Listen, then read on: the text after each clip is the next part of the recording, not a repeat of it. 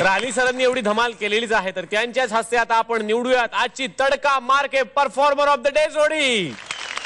Sir, कोण आहे ती जोडी? तड़का मारके performer of today's evening is Anand and Shruti.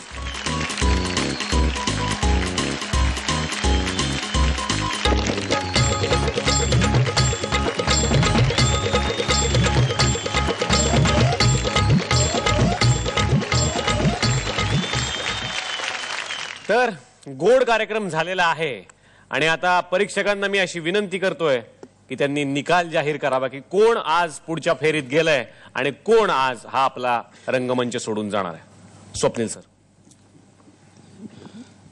Elimination शुरू करूया. नहीं हाँ नहीं, क्या झालं? मैं हंसने तक था, हंसाने तक था, बस यहीं तक. ये रोना धोना एलिमिनेशन मुझसे नहीं रहा जाए, मतलब देखा जाएगा. सॉरी माँ, मेरे को माफ कर दो. मैं हंसने आया था, हंसाने आया था, मस्ती करने आया था. जो हुआ धमाल हुआ, सब कुछ हुआ. विदाई विदाई तुम लोग करना, मैं आप लोगों से मिल लूं भाई. क्या बात. Amazing performers everyone.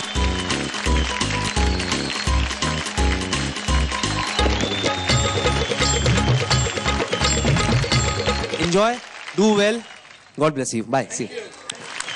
Bye audience, bye. Thank you so much, love you so much. Stop.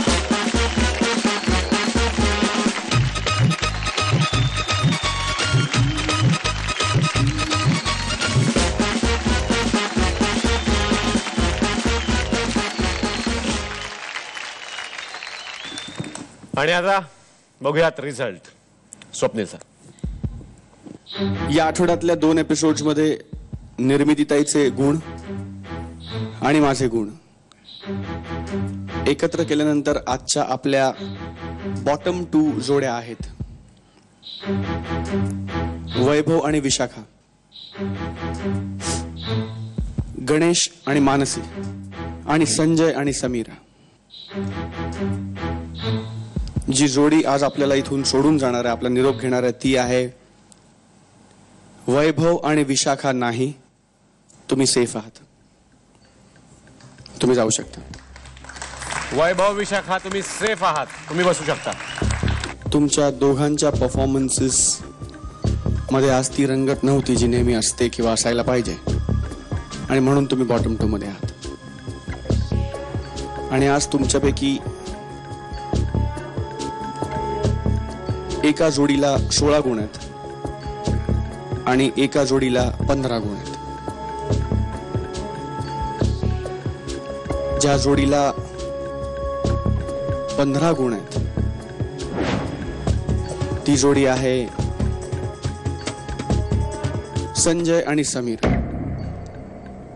Ganesh आणि मानसी, तुम्ही सेफ आहात, तुम्ही जाऊ शकता. गणेश, मानसी, तुम्ही सेफ आहात, बसू शकता. आपली निरोप घेणारी जोडी आहे संजय आणि समीरा. सर, आतापर्यंत आपण खूप धमाल परफॉर्मन्सेस केले, आम्हाला खूप हसवलं. काय वाटतंय इथून जाताना? खूपच मजा आली हे सगळं परफॉर्म करताना, आणि मला विशेषतः व्यक्तिगत याचा एवढा मोठा फायदा झालेला आहे. मी कॉमेडी करू शकतो हा माझ्यातला गुण सरफेस होण्यासाठी झीनं मला हे जे प्लॅटफॉर्म दिलं त्याचा फार मोठा वाटा आहे. Thanks to Zee. बस एवढंच. समीराजी, इतक्या फेऱ्यांमध्ये परफॉर्म केल्यानंतर स्वतःतली ताकद पण कळली आणि कुठे कमी पडतोय तेही कळलं.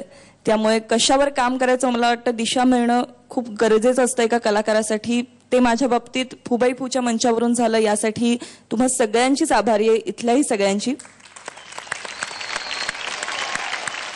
आणि नक्कीच प्रयत्न करेन की कॉलबॅकला चांगलं काहीतरी. नक्कीच नक्कीच. आणि कॉलबॅक साठी तुम्हाला आत्तापासूनच शुभेच्छा.